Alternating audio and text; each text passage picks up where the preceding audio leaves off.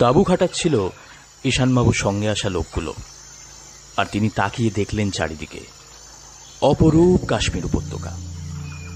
এই জায়গাটা পেহেলগাঁওর একটু উপর দিকে 50 মাইল দূরে জনবসতিহীন একটা অঞ্চল। যেদিকেই চোখ যায় সেদিকেই নীল আকাশের বুকে জেগে আছে তুষার শোভিত পর্বতমালা। তার কিরিটগুলো মধ্য গগনে সূর্যালোকে যেন জ্বলছে, আর কাছে পিঠে পাহাড়ের ঢালগুলোতে দাঁড়িয়ে আছে পান্না সবুজ পাইন বন। ধীরে ধীরে ওপর দিকে উঠে গেছে গাছগুলো। এখন গ্রীষ্মকাল হলেও মাথার উপরে শেষ সারির গাছগুলোর গায়ে যে বরফের আস্তরণ আছে তা দূর থেকেই বোঝা যাচ্ছে। না, ঈশানবাবু সে অর্থে কোনো ট্যুরিস্ট নন। তিনি একজন জিওলজিস্ট, অর্থাৎ একজন ভূতাত্ত্বিক। জিওলজিক্যাল সার্ভেতে চাকরি করেন। সে সংস্থা থেকেই তাকে এই অঞ্চলে পাঠানো হয়েছে এখানকার মাটি পরীক্ষার জন্য। পেহেলগাঁও থেকে স্থানীয় কয়েকজন মানুষকে সঙ্গী হিসাবে জোগাড় করে একটা জিপে করে কিছুক্ষণ আগেই তিনি এখানে হাজির হয়েছেন। ঈশানবাবুকে দিন তিনে থাকতে হবে এই জায়গাতে, মাটি পরীক্ষা করতে হবে, নমুনা সংগ্রহ করতে হবে, আর সেজন্যই তাঁবু খাটানোর কাজ হচ্ছে।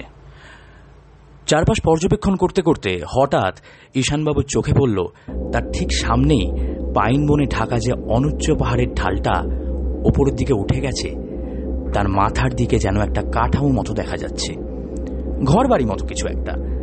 তবে জায়গাটা পাইন গাছে ঘেরা বলে এত দূর থেকে জিনিসটা কি তা স্পষ্ট বোঝা যাচ্ছে না।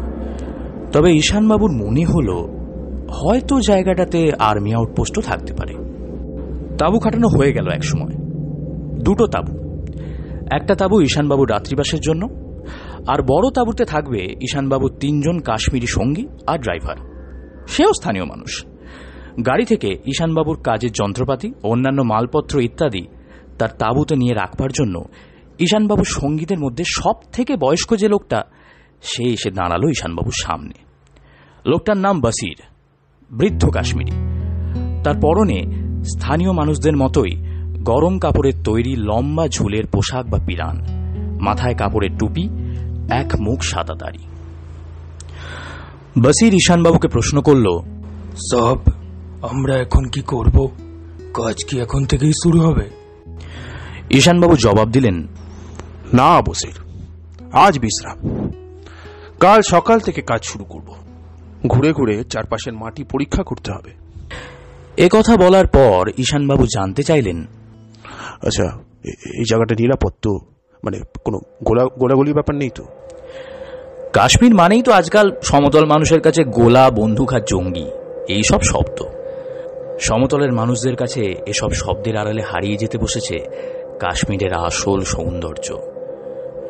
যদিও বনে বাদারে নির্জন জায়গাতে কাজ করতে হয় বলে ঈশানবাবুর একটা লাইসেন্স রিভলভার আছে আত্মরক্ষার জন্য, এবং সেটা তিনি সঙ্গেই এনেছেন।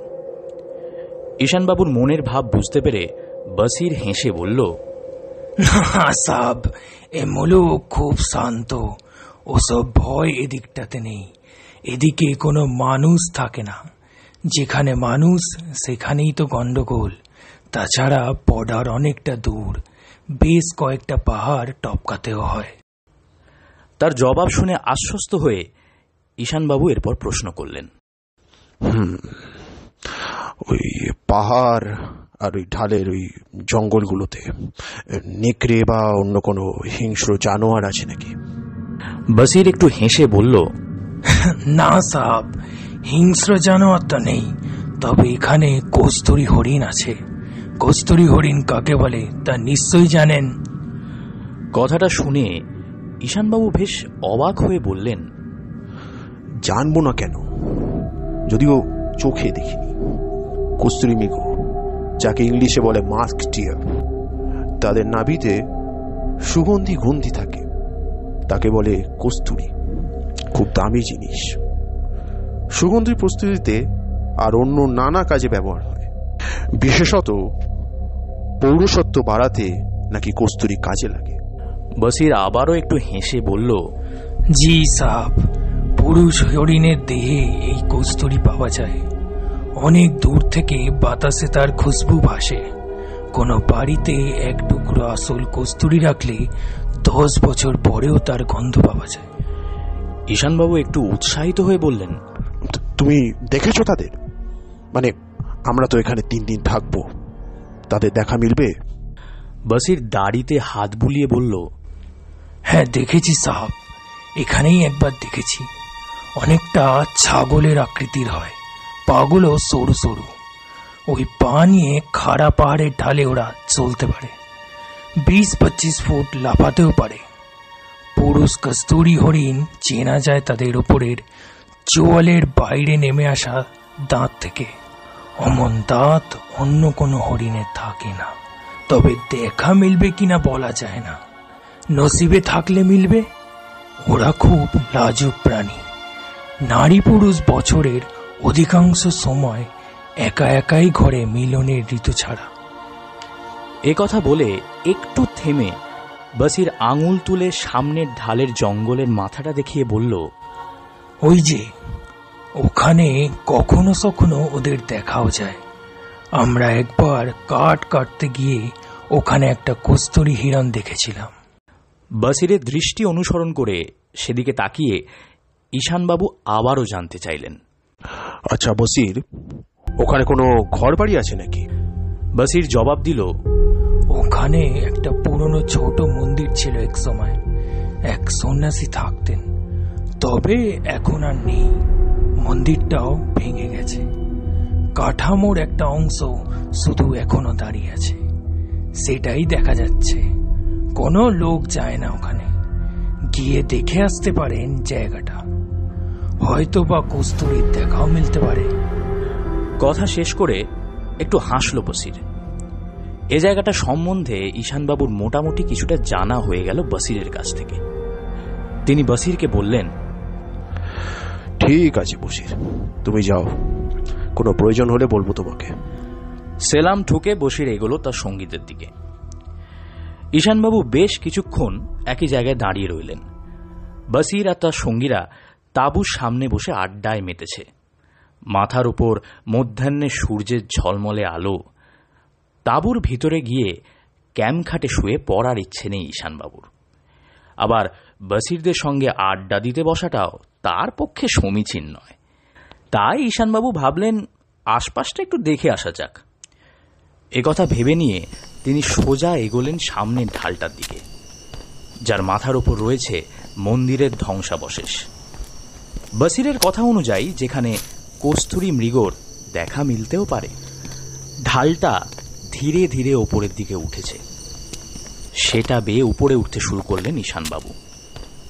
শীতকালে এই ঢালের মাটি নিশ্চয়ই বরফের চাদরের তলায় ঢাকা থাকে, এখন পাতার রাশিতে ঢাকা, আর তার ফাঁক দিয়ে কোথাও কোথাও ঘাস উঁকি দিচ্ছে। ঈশানবাবুর যাত্রাপথের হাত 15-20 তফাতে তফাতেই আছে বিরাট বিরাট পাইন গাছ। কিছু ওক গাছও আছে, জল ছুঁয়ে পড়ছে তার গুঁড়ি বেয়ে। ঝিঁঝি পোকার শব্দ আর গাছের মাথা থেকে জল খসে পড়ার টুপটাপ শব্দ ছাড়া আর কোনো শব্দ নেই। ঈশানবাবু একসময় ঢালের মাথার উপরে উঠে এলেন। জায়গাটাতে পৌঁছে বেশ একটু অবাকই হলেন তিনি। প্রায় একটা ফুটবল মাঠের মতো সমতল জায়গা, নিচ থেকে যা ঠিক বোঝাই যায় না। যেখানে মন্দিরের ভগ্নাবশেষটা দাঁড়িয়ে আছে সে জায়গার পাইন বন একটু ফাঁকা ফাঁকা হলেও কিছুটা এগিয়ে তাগিয়ে মিশেছে ঘন বনের সঙ্গে। আধো অন্ধকার আর ঘন কুয়াশা মাখা বন সম্ভবত গিয়ে মিশেছে পাশের পাহাড়ের ঢালের সঙ্গে। চারপাশে ভালো করে তাকিয়ে নিয়ে ঈশানবাবু এগোলেন মন্দিরের ধ্বংসস্তূপের দিকে। উচ্চতায় বা দৈর্ঘ্যে প্রস্থে মন্দিরটা কত বড় ছিল তা আজ তার ধারণা করার কোনো উপায় নেই। তবে কাঠ আর পাথুরে দেয়াল আজও দাঁড়িয়ে আছে মাটির উপরে। ঢালের প্রায় কিনারে দাঁড়িয়ে থাকা এই দেওয়ালটাকে নিচ থেকে ঈশানবাবু দেখতে পেয়েছিলেন। মন্দিরটা ঠিক কোন দেবদেবীর তা সেটা আর বোঝার কোনো উপায় নেই। কিছুক্ষণ সেই ধ্বংসস্তূপের মধ্যে ঘোরাঘুরির পর ঈশানবাবু ফেরার পথ ধরতে যাচ্ছিলেন, ঠিক সেই সময় একটা মৃদু মিষ্টি গন্ধ তার নাকে এলো। আর তারপরেই একটা অস্পষ্ট শব্দ শুনে পিছনে তাকিয়ে তিনি দেখতে পেলেন একলা দাঁড়িয়ে থাকা সেই দেওয়ালের আড়াল থেকে বেরিয়ে এসে দাঁড়িয়েছে একজন লোক। তার পরনে চেক কাটা কোট, পায়ে জুতো, মাথায় টুপি। লোকটা হিন্দিতে ঈশানবাবুকে প্রশ্ন করল, अब टूरिस्ट हो क्या? ঈশানবাবু জবাব দিলেন, नहीं, टूरिस्ट नहीं, एक सरकारी काज लेके यहाँ पे आया है। वही नीचे ताबू है मेरा। লোকটা এবার ঈশানবাবুর কাছে এগিয়ে এসে দাঁড়ালো। সেই মিষ্টি গন্ধটা আরো একটু বাড়ল। লোক না বলে ছেলে বলাই মনে হয় ভালো। তার দাড়িগোফ কামানো ফর্সা মুখমণ্ডলের দিকে তাকিয়ে ঈশানবাবুর মনে হলো এই আগন্তুকের বয়স খুব বেশি হলে 27-28 হবে। ছেলেটা এরপর ঈশানবাবুকে অবাক করে দিয়ে স্পষ্ট বাংলায় প্রশ্ন করল, দেখে বাঙালি মনে হচ্ছে, কলকাতা থেকে আসছেন নাকি? মৃদু বিস্মিতভাবে ঈশানবাবু বললেন, হ্যাঁ, কলকাতা থেকে এসেছি। আপনিও বাঙালি নাকি? টুরিস্ট? ছেলেটা হেসে বলল, না না, বাঙালি নই। আমার নাম রঘুবীর ত্রিবেদী। আদতে উত্তরপ্রদেশের মানুষ হলেও বহু বছর কলকাতায় কাটিয়ে এসেছি। আপনার হিন্দি বলার ঢং দেখে বুঝতে পারলাম আপনি বাঙালি। না, আমি ট্যুরিস্ট নই, এখানেই থাকি। ঈশানবাবু এবার নিজের পুরো পরিচয় দিয়ে বললেন, তা আপনি কি করেন? চাকরি না ব্যবসা? ত্রিবেদী হেসে বলল, না না, কলকাতায় থাকাকালীন বড় বাজারে ব্যবসা করতাম। এখানে এখন আপাতত কিছুই করি না। ব্যক্তিগত ব্যাপারে আর কোনো প্রশ্ন করা সমীচীন নয় মনে করে এসব ব্যাপারে তাকে আর কোনো প্রশ্ন করলেন না ঈশানবাবু। তবে যেহেতু ছেলেটা এখানেই থাকে, তাই জায়গাটা সম্বন্ধে খোঁজ খবর নেবার জন্য ঈশানবাবু বললেন, আচ্ছা ত্রিবেদী, শুনলাম এই পাইন বনে নাকি কস্তুরী হরিণ থাকে, কথাটা কি সত্যি? ত্রিবেদী প্রশ্ন শুনে বেশ কয়েক মুহূর্ত ঈশানবাবুর মুখের দিকে তাকিয়ে বলল, হ্যাঁ হ্যাঁ, ঠিকই শুনেছেন। ওই যে পাশের পাহাড়ের ঢালে ওরা থাকে, ওদিক থেকেই ওরা এখানে আসে। ঈশানবাবু বললেন, আচ্ছা আচ্ছা, আপনি দেখেছেন ওদের? ত্রিবেদী একটু হেসে বলল, বহুবার দেখেছি। আমি তো এখানেই থাকি। বিশেষত এই সময়টা ওদের প্রজনন ঋতু। ওরা এখানে আসে, পুরুষ হরিণদের কস্তুরীর গন্ধ স্ত্রী হরিণদের কাছে টেনে আনে। মজার ব্যাপারটা হলো, পুরুষ হরিণ কিন্তু বুঝতে পারে না যে কস্তুরীর ঘ্রাণ তাদের শরীর থেকেই আসছে। সেই গন্ধের খোঁজে নিজেরাও একসময় উত্তেজিত হয়ে ছুটাছুটি করে। তার কথা শুনে ঈশানবাবু বললেন, বুঝলেন কিনা, আমি একবার গুজরাটে কাজ করতে গিয়ে সিংহ দেখেছিলাম। এখানে এসে যদি কস্তুরী মৃগ দেখতে পাই, তাহলে সত্যি জীবনের একটি স্মরণীয় ঘটনা হয়ে থাকবে। ছোটবেলা থেকে কস্তুরী মৃগর অনেক কথা শুনেছি, বুঝলেন, কিন্তু চাক্ষুষ দেখিনি। ত্রিবেদী ঈশানবাবুর চোখের দিকে তাকিয়ে বলল, আচ্ছা, আপনি কি সত্যি কস্তুরী মৃগ দেখতে চান? ঈশানবাবু বলে উঠলেন, হ্যাঁ অবশ্যই, কেন, আপনি দেখাতে পারবেন? কয়েক মুহূর্ত চুপ করে ত্রিবেদী জবাব দিল, হ্যাঁ হ্যাঁ, অবশ্যই। আপনি রাতে এখানে আসতে পারবেন? রাত কথাটা শুনে ঈশানবাবু একটু দমে গিয়ে বললেন, রাতে? কেন, দিনের বেলা ওদের দেখা মিলবে না? ত্রিবেদী বলল, না, এমনিতেই ওরা খুব লাজুক প্রাণী। স্ত্রী পুরুষ নির্বিশেষে ওরা একা একাই ঘোরে। আজ বসন্ত পূর্ণিমার রাত, এ রাতে ওদের দেখা মেলে। মিলনের জন্য ওরা পাগল হয়ে ওঠে। কথাটা শুনে ঈশানবাবু ইতস্তত করে বললেন, আসলে অচেনা জায়গা তো, তাই রাতে আসতে কেমন কেমন যেন লাগছে। তার কথার উত্তরে ত্রিবেদী বলল, আপনার তাঁবু তো কাছেই। এখান থেকে হাঁক দিলে আপনার তাঁবুতে শব্দ পৌঁছবে। এখানে কোনো চোর ডাকাত কিন্তু নেই, অন্য কোনো হিংস্র প্রাণীও কিন্তু নেই। আর আমি তো এখানেই থাকবো, অসুবিধা কিসের? অবশ্য আমাকে যদি আপনার ভদ্রলোক মনে না হয়, তবে সে অন্য কথা। ত্রিবেদীর শেষ কথাটা শুনে ঈশানবাবু একটু লজ্জিতভাবে বললেন, না না না না না, আপনাকে আমার যথেষ্ট ভদ্রলোক বলে মনে হয়। আর আপনি যখন এইরকম নিশ্চিতভাবে বলছেন যে ওদের দেখা মিলবে, তখন আসার চেষ্টা করব। ত্রিবেদী বলল, হ্যাঁ, তবে অবশ্যই দেখাবো আপনাকে। তবে একলা আসবেন কিন্তু, কারণ এমনিতেই ওরা খুব লাজুক প্রাণী। আমি দীর্ঘদিন এখানে আছি বলে ওরা আমাকে চেনে। বেশি লোকের উপস্থিতি কিন্তু ওরা আবার ধরে ফেলবে, তখন আর দেখা দেবে না। কথাটা শুনে ঈশানবাবু বললেন, ঠিক আছে, এলে একলাই আসবো। এবার তাঁবুতে ফিরি। আপনি নিচে যাবেন না? ত্রিবেদী জবাব দিল, না, আমি নিচে যাব না। আমি তো এখানেই থাকি। সত্যি কথা বলতে কি, এই কস্তুরী মৃগর জন্যই বহু বছর ধরে এখানে রয়েছি আমি।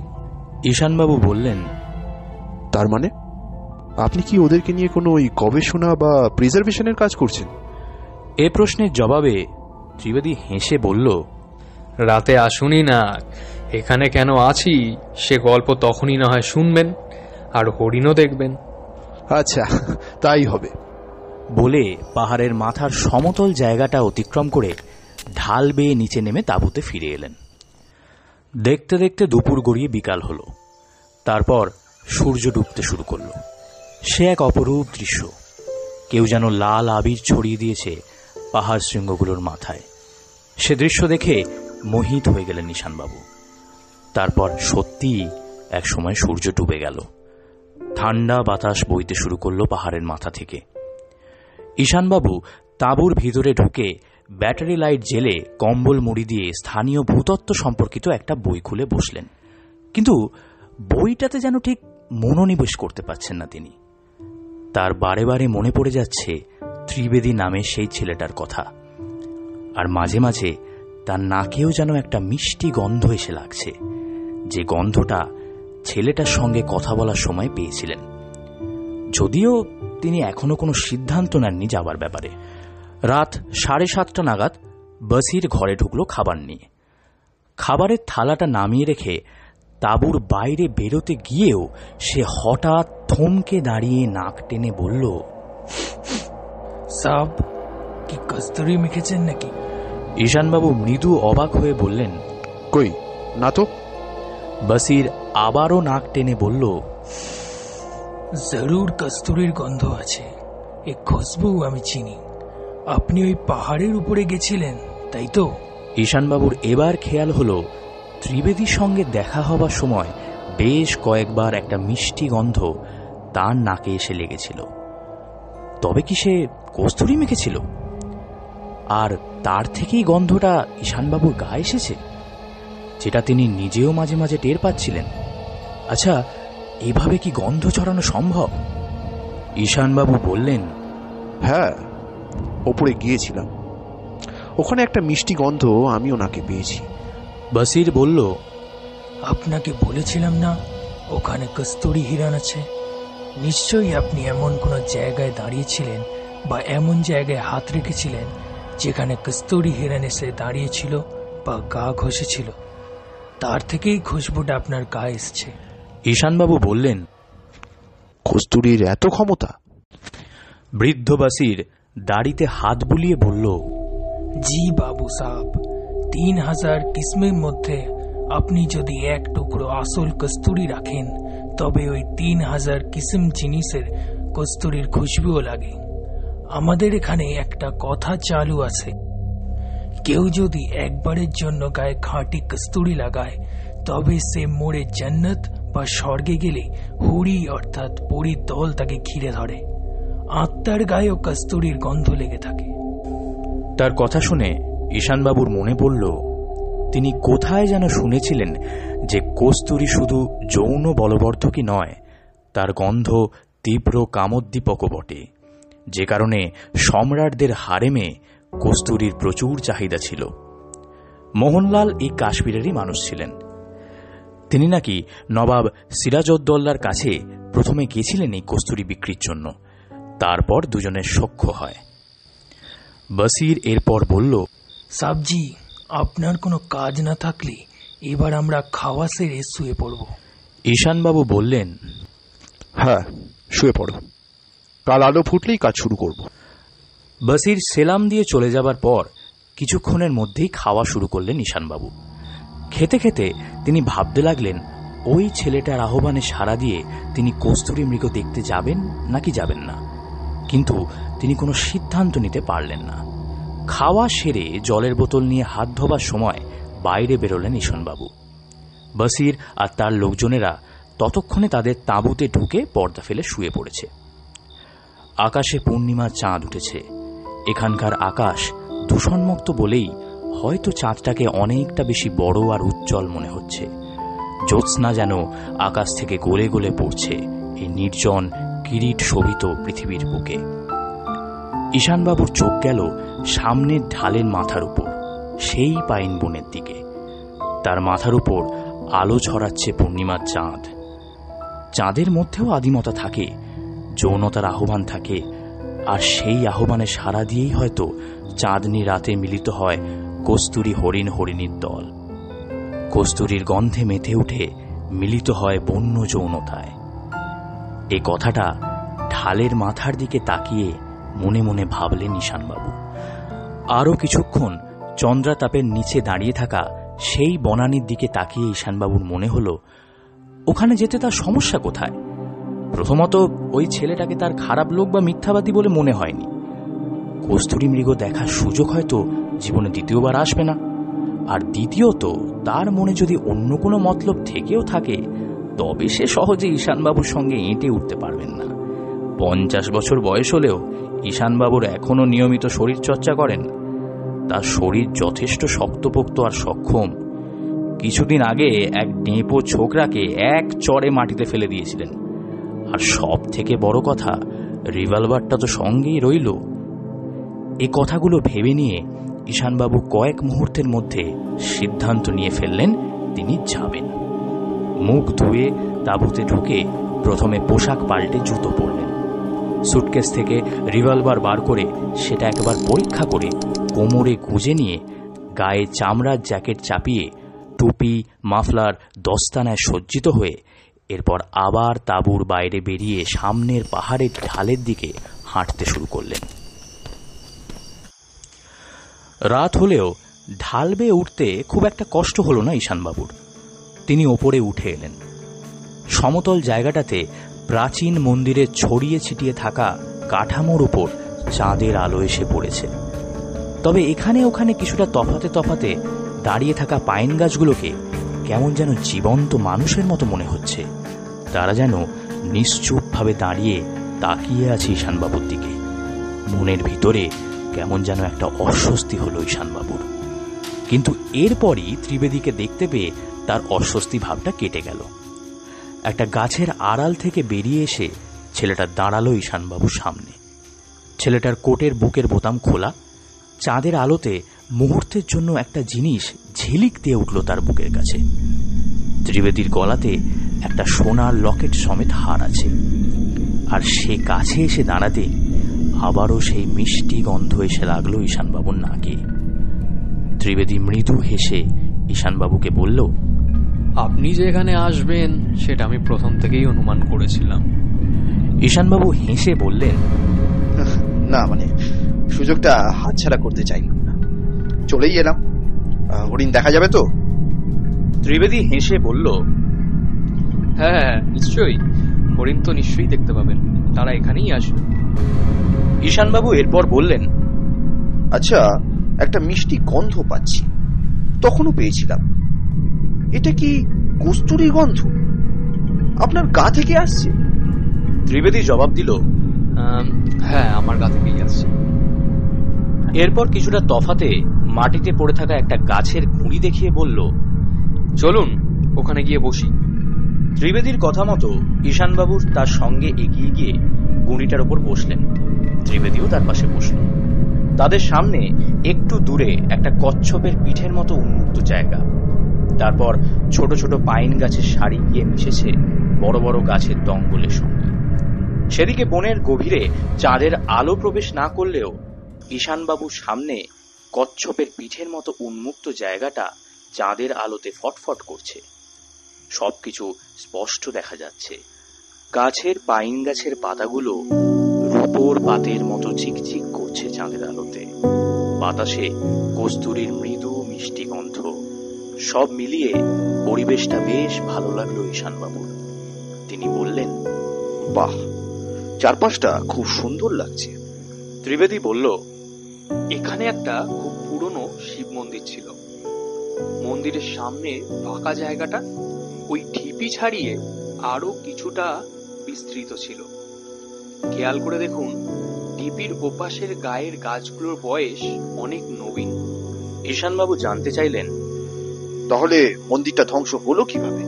ত্রিবেদী জবাব দিল, আমি এখানে আছি অন্তত 10 বছর, তার বেশি সময়ও হতে পারে, কিন্তু কম হবে না। আমি তাহলে আপনাকে আমার গল্পটা বলি, তাহলে সব বুঝতে পারবেন। ঈশানবাবু বললেন, হ্যাঁ, বলুন আপনার গল্প। একটু চুপ করে রঘুবীর ত্রিবেদী বলতে শুরু করলো তার কথা। আমি আপনাকে আগেই বলেছি, আমি জন্মসূত্রে উত্তরপ্রদেশে থাকতাম। কলকাতায় বড় বাজারে আমার ব্যবসা ছিল। আমার কোনো ভাই বোন ছিল না। আমি তখন সদ্য যুবক। বাবা মা মারা যাওয়ার পর দেশের সব সম্পত্তি বেচে দিয়ে কলকাতায় এসে ব্যবসা শুরু করেছিলাম। বড় বাজারে কাপড়ের ব্যবসা। ভালোই চলছিল ব্যবসা। বছর 7-8-এর মধ্যে বেশ ফুলে ফেপে উঠেছিল কারবার। বিয়ে করিনি, একলা মানুষ। দিব্যি ছিলাম ব্যবসা নিয়ে। বেশ কিছু নগদ টাকাও জমিয়ে ফেলেছিলাম এই সুযোগে। বড় বাজারে নানান ধরনের লোক আসে। একদিন একজন লোক এসে আমাকে জানালো, শেয়ার বাজারে টাকা লাগালে নাকি অনেক গুণ বেশি লাভ হতে পারে ছিট কাপড়ের ব্যবসা থেকে। তার কথা শুনে একটু ইতস্তত করেই আমার জমানো টাকার একটা অংশ শেয়ার বাজারে লাগালাম। 3 মাসের মধ্যে সে টাকা দ্বিগুণ হয়ে ফিরে এলো আমার কাছে। আর এরপরেই আমি ঢুকে গেলাম শেয়ার বাজারের কারবারে। আমার সব টাকা ঢালতে শুরু করলাম এই ব্যবসাতে। সত্যি কথা বলতে কি, ক্ষতি যে কখনো হতো না তা নয়, তবে লাভ যা হতো তা ক্ষতির থেকে অনেক বেশি। ছিট কাপড়ের ব্যবসা গুটিয়ে আমি এরপর পুরোপুরি ঢুকে পড়লাম শেয়ার বাজারে। কিন্তু দিন তো আর কারো সমান যায় না। হঠাৎই একদিন বজ্রপাতের মতো শেয়ার বাজারে ধস নামলো। আমি যে কোম্পানির শেয়ার কিনেছিলাম তাতে আমার প্রায় সব টাকা লগ্নি করেছিলাম সে কোম্পানিতে। আমি প্রাথমিক অবস্থায় ভেঙে না পড়ে বাজার থেকে বেশ কিছু টাকা ধার করে অন্য একটা কোম্পানির শেয়ার কিনতাম লাভের আশাতে। আর সেটাই আমার সব থেকে বড় ভুল ছিল। খারাপ সময় মানুষকে যখন তাড়া করে বেড়ায়, তখন সে কিছুতেই তার পিছু ছাড়তে চায় না। আমি নতুন কোম্পানির শেয়ারে টাকা ঢালবার কিছুদিনের মধ্যে সে কোম্পানিও ডুবে গেল। আর আমি পড়ে গেলাম অথই জলে। এই বলে থেমে গেল ত্রিবেদী। সে তাকিয়ে রইল সামনের ঢিপিটার দিকে। তাকে চুপ হয়ে যেতে দেখে ঈশানবাবু জানতে চাইলেন, কিন্তু সেই ঘটনার সঙ্গে এই জায়গার সম্পর্ক কি? ত্রিবেদী জবাব দিল, হ্যাঁ, সে কথা এবার বলছি। আবার সে বলতে শুরু করলো তার কাহিনী। আমার দুর্দশা এরপর ক্রমশ বাড়তে শুরু করলো। পাওনাদাররা এসে টাকা ফেরতের জন্য বাড়িতে হানা দিতে শুরু করলো। প্রথমে গালিগালাজ, তারপর কেউ কেউ মারধরের হুমকিও দিতে শুরু করলো। আমার তখন সম্বল বলতে মাত্র 2000 টাকা, আর আমার এই গলার এই সোনার লকেটটা।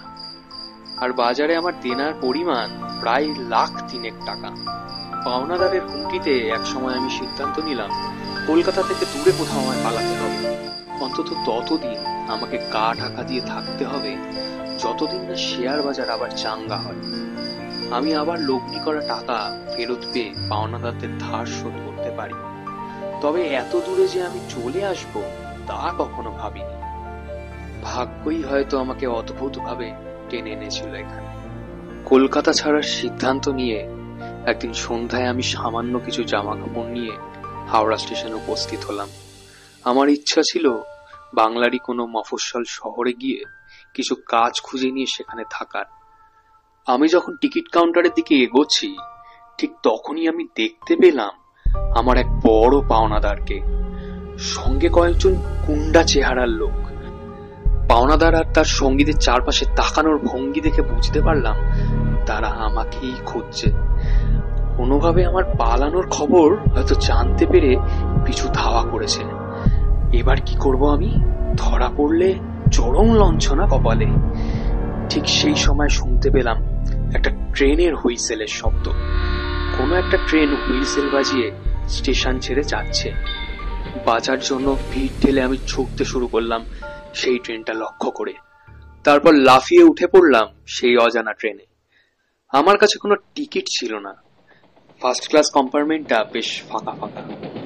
টিকিট চেকারের মুখে পড়ার ভয়ে আমি একটা আপার বাঙ্কে উঠে তাড়াতাড়ি চাদর মুড়ি দিয়ে ঘুমের ভান করে শুয়ে পড়লাম। ছুটে চলল ট্রেন। সৌভাগ্যক্রমে কেউ আমার কাছে টিকিট চাইতে এলো না। পরদিন ভোরবেলা আমি সহযাত্রীদের কথা শুনে বুঝতে পারলাম এই ট্রেন জম্মু যাচ্ছে।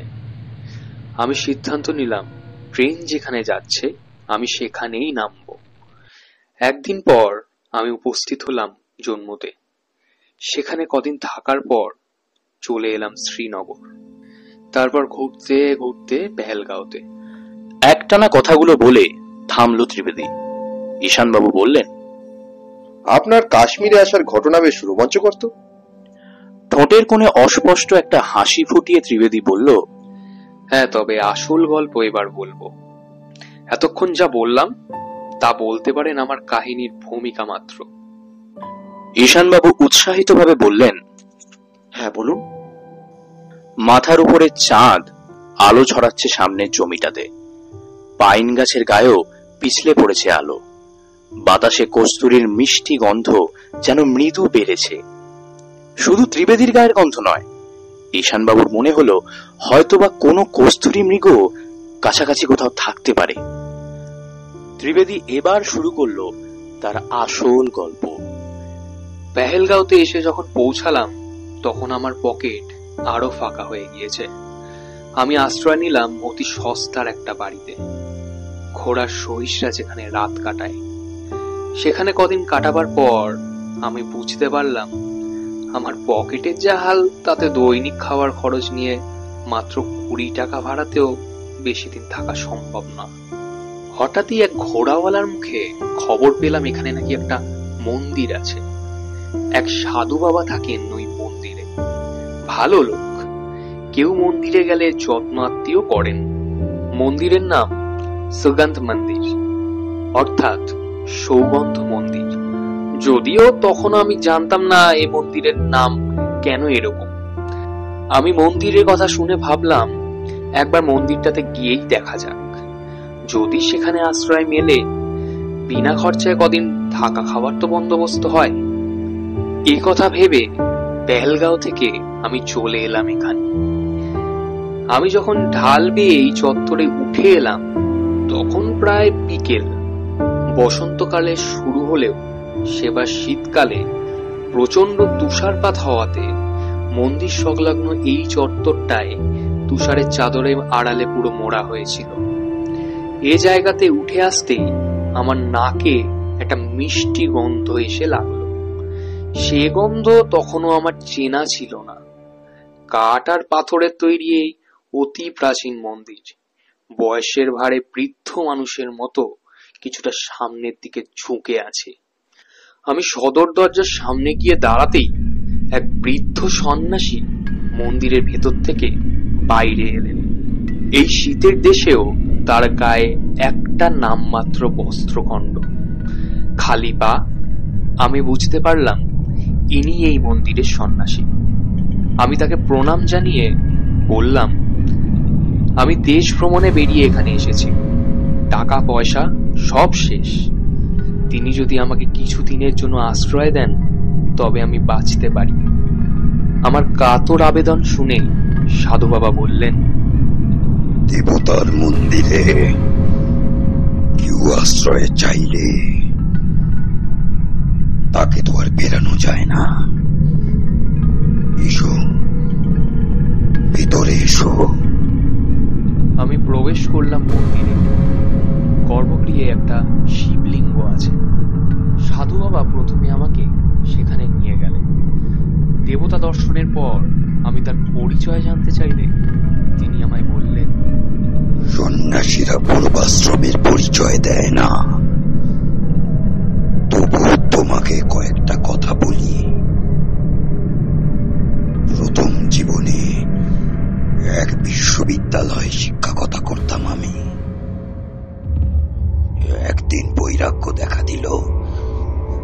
দেশের নানা জায়গা ঘুরতে ঘুরতে অবশেষে এই মন্দিরে পৌঁছলাম আমি।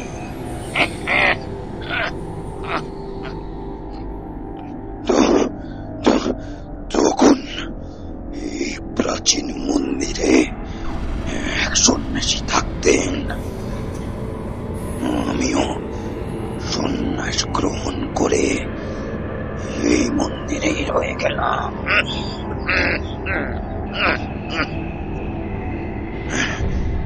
এক সময় সেই সন্ন্যাসী দেহ রাখলেন। তারপর থেকে আমি এখানে একলাই থাকি। সব মিলিয়ে প্রায় 50 বছর।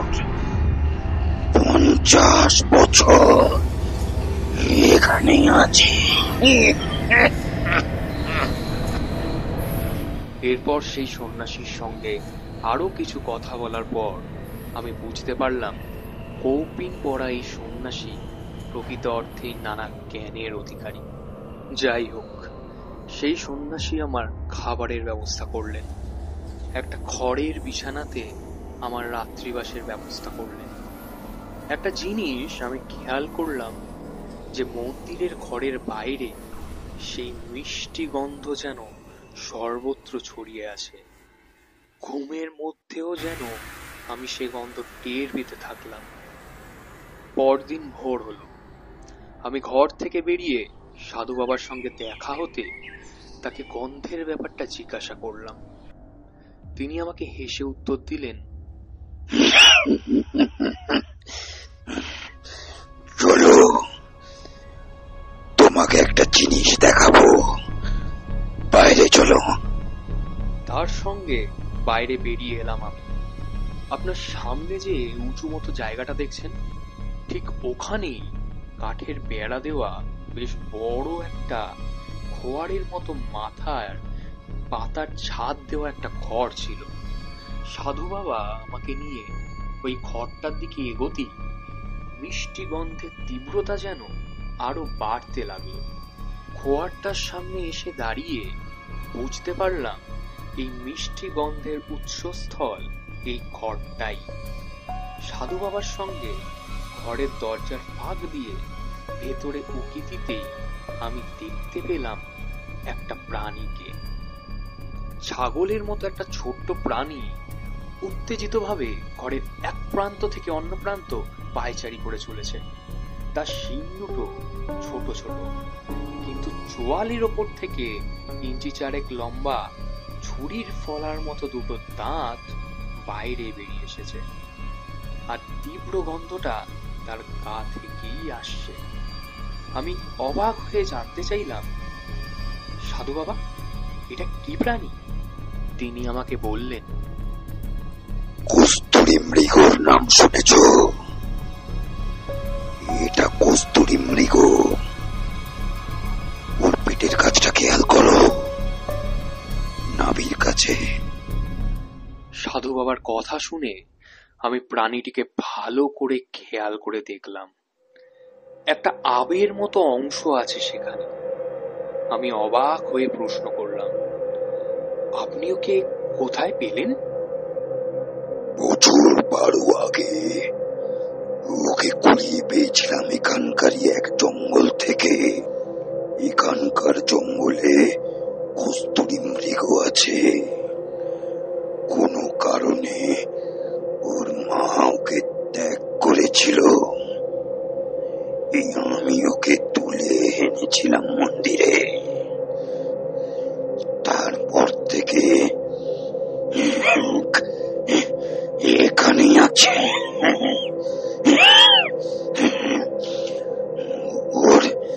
ওর গায়ের গন্ধের জন্যই আজকাল মন্দিরকে অনেকে সুগন্ধ মন্দির নামে ডাকে।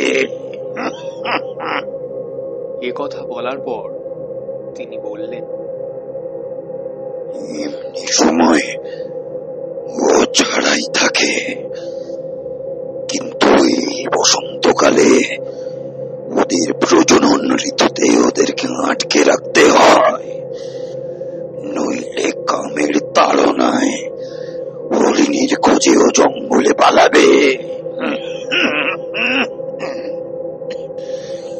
কিন্তু সমস্যা হলো ও নিজে কোনোদিনও খাবার খুঁজে খায়নি। আমি ওকে ওর নিজের হাতে শিশু অবস্থা থেকে খাইয়ে এসেছি। জঙ্গলে গেলে নির্ঘাত না খেয়ে অথবা কোন পুরুষ হরিণের সঙ্গে লড়াইতে মারা পড়বে। তাই ওকে এখন আটকে রাখতে বাধ্য হচ্ছি। সন্ন্যাসীর কথা শুনে আমি আবারও ভালো করে তাকালাম হরিণটার দিকে। সাধু বাবার কথা যে সত্যি তা আমি এবার বুঝতে পারলাম। কস্তুরী মৃগটার টুকটুকে লাল শিশ্নটা বেশ কিছুটা তার আবরণের বাইরে বেরিয়ে এসেছে। কামের আগুনে জ্বলছে প্রাণীটা। তাকে দেখবার পর সাধু বাবা আমাকে নিয়ে আবার মন্দিরে যাওয়ার জন্য এগোলেন। বরফ মোড়া চত্বর দিয়ে এগোতে এগোতে আমি কৌতূহলবশত প্রশ্ন করলাম, আচ্ছা বাবা, একটা হরিণের দেহে কি পরিমাণ কস্তুরী থাকে? তিনি বললেন, 10 বছর বয়সে কস্তুরী গ্রন্থি পরিপক্ক হয়। অন্তত 50 থেকে 65 গ্রাম কস্তুরী থাকে একটা হরিণের গ্রন্থিতে। আমি বললাম, শুনেছি কস্তুরীর নাকি অনেক দাম, আসল কস্তুরী নাকি রাজরাজরাদের জিনিস। সন্ন্যাসী বললেন, এক বড়ি আসল কস্তুরী 3 বড়ি সোনার দামের সমান। সোনার দর অনুসারে কস্তুরীর বাজার দর নির্ধারিত হয়। সাধু বাবার সঙ্গে আমি এরপর মন্দিরে প্রবেশ করলাম। এ পর্যন্ত বলে ত্রিবেদী থামল। বাতাসে কস্তুরীর গন্ধটা যেন আরো বেড়েছে বলে মনে হলো ঈশানবাবুর। ত্রিবেদী যেন ঘাটটা একটু উঁচু করে ঢিপির ওপাশের পাইন বনের আড়ালটা দেখার চেষ্টা করল। চাঁদের আলোতে তার চোখে মুখে মৃদু উত্তেজনার ছাপ। তবে কি হরিণ কাছেই আছে? তবে সেদিকে ঈশানবাবু তেমন কিছু দেখতে পেলেন না। ঘাড় নামিয়ে ত্রিবেদী এবার শুরু করলো তার অবশিষ্ট কথা। দিন কেটে গেল, এক সময় সূর্য ডুবে গেল। সাধু বাবা তার সাধন কক্ষে ধুনি জ্বালিয়ে বসেছেন, আর আমি খাওয়া সেরে ঘরের বিছানাতে শুয়ে পড়লাম। বাইরে প্রথমে অন্ধকার নামলো, তারপর ধীরে ধীরে চাঁদ উঠতে লাগলো। আর আমি শুয়ে শুয়ে ভাবতে লাগলাম আমার ভাগ্য বিপর্যয়ের কথা। আমি মন্দিরে আশ্রয় পেয়েছি ঠিকই, কিন্তু আমি তো সন্ন্যাসী নই। আমাকেও কি সারা জীবন এমন ভাবে তাহলে এখানেই কাটাতে হবে? ঘুম এলো না আমার। ক্রমশ প্রবল হয়ে উঠতে লাগলো দুশ্চিন্তা। আর রাত বাড়ার সঙ্গে সঙ্গেই কস্তুরীর গন্ধটা যেন জানলার ফাঁক গলে বেশি বেশি করে ঘরের মধ্যে ঢুকতে লাগলো। বিছানা ছেড়ে উঠে আমি জানলা খুললাম। সেদিনও আজকের মতো ফুটফুটে জ্যোৎস্না ছিল। সেই আলোতে আমি স্পষ্ট দেখতে পাচ্ছি খোয়ারটা। বসন্তের এমন জ্যোৎস্না রাতেই তো মিলিত হয় কস্তুরী মৃগ। কার্যত প্রাণীটা নিশ্চয়ই প্রকৃতির ডাকে সাড়া দেওয়ার জন্য ছটফট করছে খোয়ারের ভেতর। প্রাণীটার কথা ভাবতে ভাবতে হঠাৎই আমার মনে পড়ে গেল সন্ন্যাসীর বলা একটা কথা। এক বড়ি আসল কস্তুরী, 3 বড়ি সোনার দামের সমান। সোনার দর অনুসারে কস্তুরীর বাজার দর নির্ধারিত হয়। তার মানে অন্তত 15 ভরি সোনা, অর্থাৎ 1,02,3 টাকা দাম আছে ওই নাবির। আমার খেয়াল হলো বড় বাজারে এক ব্যবসায়ীর সঙ্গে আমার পরিচয় আছে, যে কস্তুরীর ব্যবসা করে। আমি যদি নাবিটা তাড়াতে তুলে দিতে পারি, তবে আমার ধারের অনেকটাই শোধ হয়ে যাবে। ঘরটার দিকে তাকিয়ে ভাবনাটা যেন ক্রমশই চেপে বসতে লাগলো আমার মনে। আমি কিছুতেই মন থেকে চিন্তাটা সরাতে পারলাম না। আমার ভেতর থেকে কেউ যেন বলতে লাগলো, এটাই তোমার বাঁচার শেষ সুযোগ। ভাগ্য তোমাকে সেই সুযোগের সামনে এনে দাঁড় করিয়েছে, নইলে তো তোমার এখানে আসার কথাই ছিল না। সেই ভয়ঙ্কর আহ্বান আমি অস্বীকার করতে পারলাম না। সিদ্ধান্ত নিলাম কাজটা আমাকে করতেই হবে। কিন্তু কিভাবে? আমার হঠাৎ মনে পড়ল, ডাল লেকের ফুটপাত থেকে কাঠের হাতলওয়ালা একটা ধারালো ছুরি কিনেছিলাম ফল কাটার জন্য। বেশ বড় ধারালো ছুরি, ওতেই কাজ চলে যাবে। কিছুক্ষণের মধ্যে আমি চূড়ান্ত সিদ্ধান্ত নিয়ে ছুরিটা সঙ্গে করে ঘর থেকে বেরিয়ে এলাম। প্রথমে আমি এলাম সাধু বাবার ঘরের সামনে। দরজার দিকে পিছন ফিরে ধনির সামনে বসে ধ্যান করছেন তিনি। আমি সন্তর্পণে দরজার পাল্লা টেনে বাইরে দিকে আগল টেনে দিলাম। ব্যাস, এবার আমি নিশ্চিন্ত। অসহায় প্রাণীটার অন্তিম আর্তনাদ শুনলেও সন্ন্যাসী আর আমাকে ধরতে পারবে না। মন্দিরের বাইরে বেরিয়ে বরফের চাদরটার ওপর দিয়ে আমি এগোতে লাগলাম ফোয়ারটার দিকে। আমি তখন প্রায় ফোয়ার পর্যন্ত পৌঁছে গেছি। হঠাৎ পেছনে মন্দিরের ভেতর থেকে সাধু বাবার কণ্ঠস্বর শুনতে পেলাম। এই এই, তুমি কোথায় যাচ্ছ? আমি ফিরে তাকিয়ে দেখলাম তার বন্ধ ঘরের জানলার গড়ার ধরে সাধু বাবা দাঁড়িয়ে। তার ধ্যান ভেঙে গেছে। আমি তার কথায় কোনো জবাব দিলাম না প্রথমে, কিন্তু সাধু বাবা মনে হয় দেখতে পেলেন চাঁদের আলোতে ঝিলিক দেওয়া ওই বড় ছুরিটা। তিনি চিৎকার করে উঠলেন, তুমি কি প্রাণীটাকে মারতে যাচ্ছ? কাজ করো না। হ্যাঁ, কাজটা আমাকে করতেই হবে, তবে আপনার কোনো ক্ষতি হবে না। সাধু বাবা আমাকে বললেন, কাজ করো না তুমি। আমি প্রাণীটাকে সন্তানের মতো ভালোবেসেছি। প্রাণীটাকে মেরো না, তোমার ক্ষতি হবে, তুমি মরবে। কোনো ক্ষতি হবে না আমার। মরার জন্য নয়, বাঁচার জন্য কস্তুরীটা আমার চাই। আমার কথা শুনে সন্ন্যাসী চিৎকার করে বললেন, ও কাজ করিস না তুই। তোকে ওই হতভাগ্য প্রাণীটার মতো এখানে আটকে থাকতে হবে। তুই পালাতে পারবি না, তুই মরবি মরবি।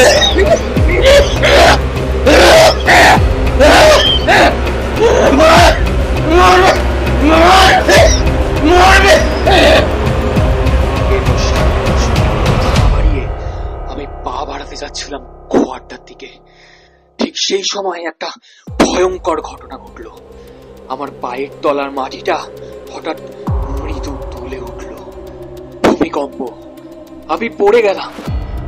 আর এরপর দ্বিতীয় শেষ ঝটকা। আর তাতেই আমার সামনে হুড়মুড় করে মাটিতে ভেঙে পড়লো হেলে পড়া প্রাচীন মন্দিরটা।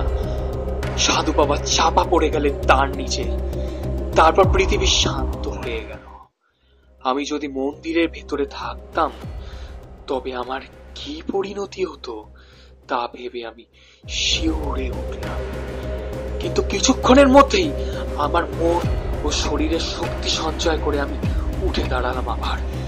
না, এবার আর কোনো বাধাই। আমি গিয়ে পৌঁছালাম খোয়ারের কাছে। সাবধানে দরজা খুলে খোয়ারে প্রবেশ করলাম। কাঠের বেড়ার ফাঁক দিয়ে আসা চাঁদের আলোতে খোয়ারের এক কোণে দাঁড়িয়ে বিশ্রাম নিচ্ছে প্রাণীটা। সে মনে হয় কোনোদিন মানুষের আক্রমণের সম্মুখীন হয়, তাই তার সামনে যেতেই সে পালাবার চেষ্টা না করে শুধু একবার মাথা তুলে তাকাল। তাকে আর নড়াচড়া করার সুযোগ দিলাম না। বিদ্যুৎ গতিতে ছুটে পড়ে আমি এক হাতে ছুরি চালিয়ে দিলাম তার গলায়। প্রথমে একবার, তারপর আরো একবার। আমার সামনে বেড়ার ফাঁক দিয়ে আসা চাঁদের আলোতে অস্পষ্ট একটা আর্তনাদ করে মাটিতে পড়ে স্থির হয়ে গেল প্রাণীটা।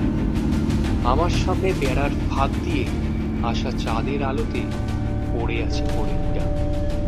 রক্তের স্রোত বেরোচ্ছে তার কণ্ঠ থেকে। স্থির হয়ে যাওয়া চোখটা যেন প্রচন্ড আতঙ্কে তাকিয়ে আছে আমার দিকে।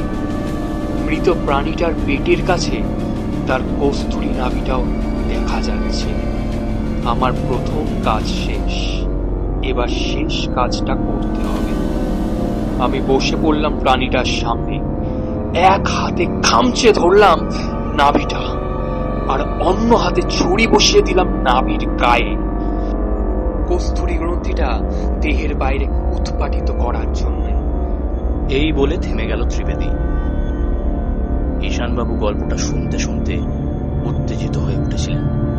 ত্রিবেদী হঠাৎ থেমে যেতেই ঈশানবাবু তারপর তারপর বলে তাকালেন ত্রিবেদীর মুখের দিকে। ত্রিবেদীর মুখটা যেন উত্তেজনায় লাল হয়ে উঠেছে। বাতাসে কস্তুরীর গন্ধ হঠাৎ যেন আরো বাড়তে শুরু করেছে। ঈশানবাবুর কথার কোনো জবাব না দিয়ে ত্রিবেদী শুধু আঙুল তুলে সামনেটা দেখালো।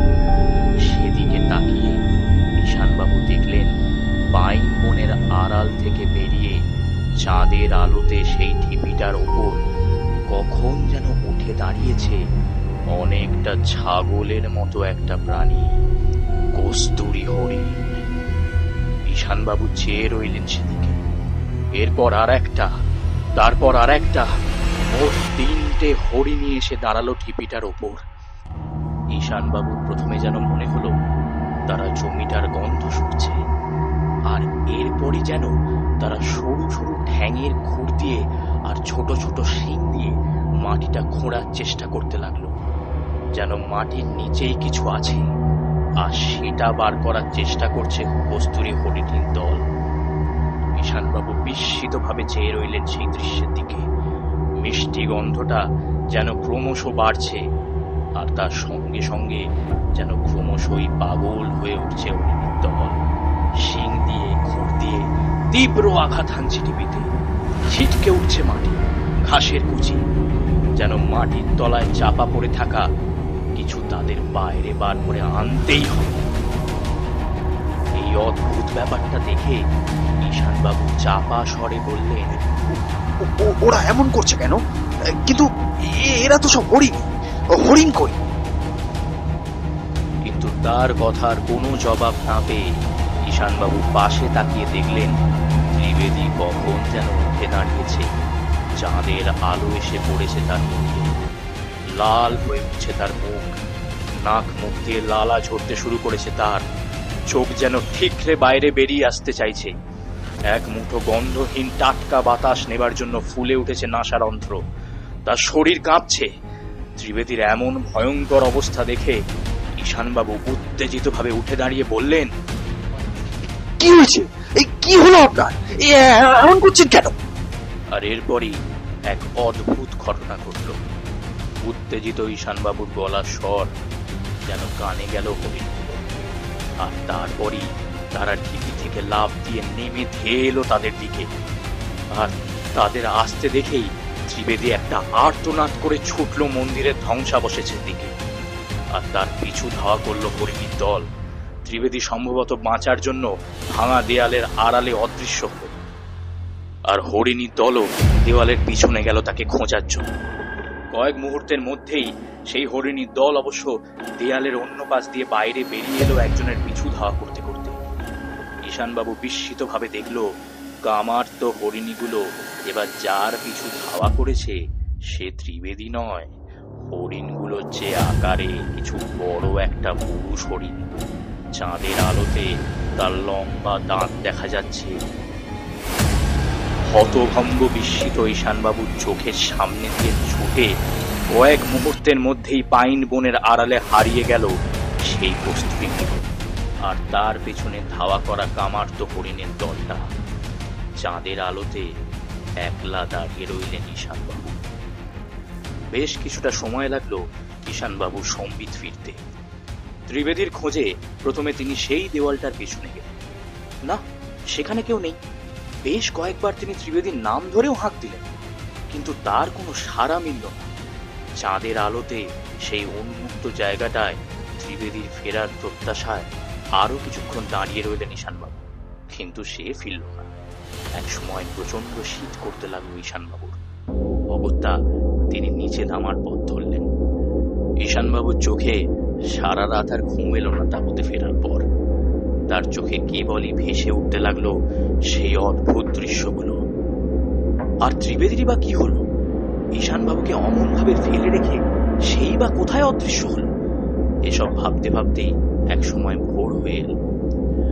ভোরের আলো ফোটার কিছুক্ষণের মধ্যেই ঈশানবাবু তার সঙ্গীদের নিয়ে যাত্রা শুরু করলেন ঢালের মাথায় সেই জায়গাটার উদ্দেশ্যে। ওই ঢিপিটার নিচে কিছু আছে কিনা তাকে দেখতে হবে।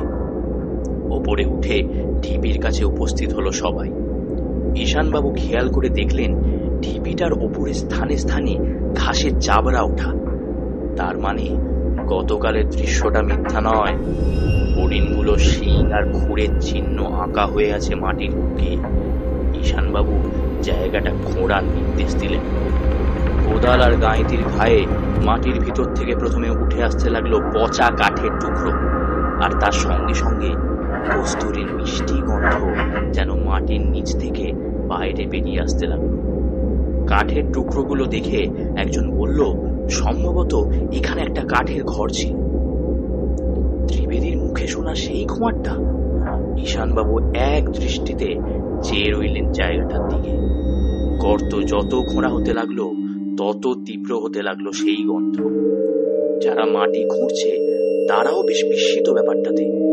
হাত পাঁচেক মাটি খোঁড়ার পরই হঠাৎ গাঁইতির ঘায়ে মাটি সরে গিয়ে বেরিয়ে এলো একটা মানব কঙ্কালের কিছু অংশ। এরপরই সাবধানে আরো কিছু মাটি সরাতেই বেরিয়ে এলো পুরো কঙ্কালটাই। কস্তুরীর গন্ধ তখন প্রচন্ড তীব্র হয়ে উঠছে। মিষ্টি গন্ধ হলেও তার ঝাঁঝে নাক জ্বলতে শুরু করেছে ঈশানবাবুর। নাকে রুমাল চাপা দিয়ে ঈশানবাবু চেয়ে রইলেন নরকঙ্কালটার দিকে। এরপর আরো দুটো জিনিস উদ্ধার হলো কঙ্কালটার গা থেকে। সোনার লকেটওয়ালা একটা হার আর মূর্ছে পড়া একটা ছুরির ফলা। বিস্মিত ঈশানবাবু স্বগতোক্তি করলেন, কার কঙ্কাল? এসব এলো কিভাবে এখানে? বৃদ্ধ বাসির বলল, এই মাটিতে কস্তুরীও আছে, সেই জন্য এত খুশবু। ব্যাপারটা আমি অনুমান করতে পারছি। কস্তুরী কাটতে গিয়ে মারা পড়েছিল এই লোকটা, যেমন অনেক অপটু লোক মারা যায়। কস্তুরী তো মৃত্যুও ডেকে আনে, একটু অসতর্ক হলেই মৃত্যু নিশ্চিত। ঈশানবাবু প্রশ্ন করলেন, মৃত্যু ডেকে আনে মানে? বাসির স্থানীয় মানুষ, এসব ব্যাপারে সে অনেক কিছুই জানে। সে বলল, হ্যাঁ, মৃত্যু ডেকে আনে। সেই জন্য কস্তুরী নাভি সংগ্রহের সময় অত্যন্ত সতর্ক হতে হয়। হিরণের দেহ থেকে ছিন্ন করার আগে ভেজা কাপড় দিয়ে নাক মুখ ভালো করে জড়িয়ে নিতে হয়। বিপদ এড়াবার জন্য সঙ্গে প্রচুর পানিও রাখতে হয়। কারণ গ্রন্থিটা হিরণের শরীর থেকে ছিন্ন করার সঙ্গে সঙ্গে এক তীব্র মিষ্টি ঝাঁঝের সৃষ্টি হয়।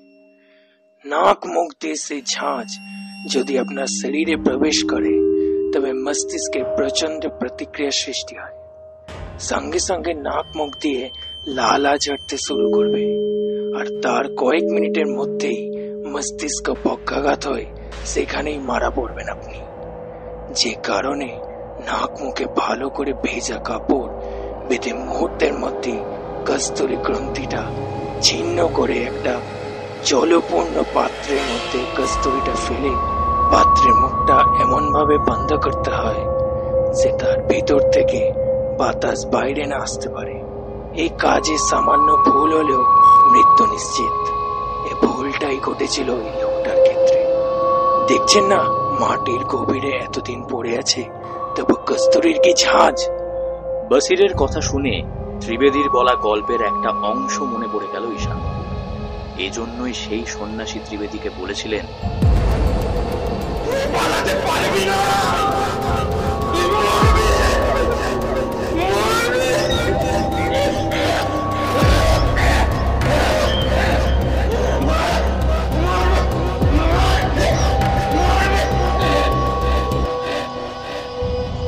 কারণ কস্তুরী গ্রন্থি ছেদনের পদ্ধতি জানা ছিল না ত্রিবেদীর। কামার্ত হরিণগুলো কেন মাটি খুঁড়ছিল তা এবার বুঝতে অসুবিধা হলো না ঈশানবাবু। বসিরের কথা শোনার পর বিস্ময়ে বাকরুদ্ধ ঈশানবাবুর চোখে ভেসে উঠতে লাগলো গত রাতে দেখা দৃশ্য। পাগলের মতো মাটি খুঁড়ছে কামার্ত হরিণীর দল। ত্রিবেদীর চোখ মুখ বেয়ে ঝরে পড়ছে লালা। চাঁদের আলোতে দেখা একটা কস্তুরী মৃগের পিছু ধাওয়া করে পাইন বনের আড়ালে হারিয়ে যাচ্ছে হরিণীর দল।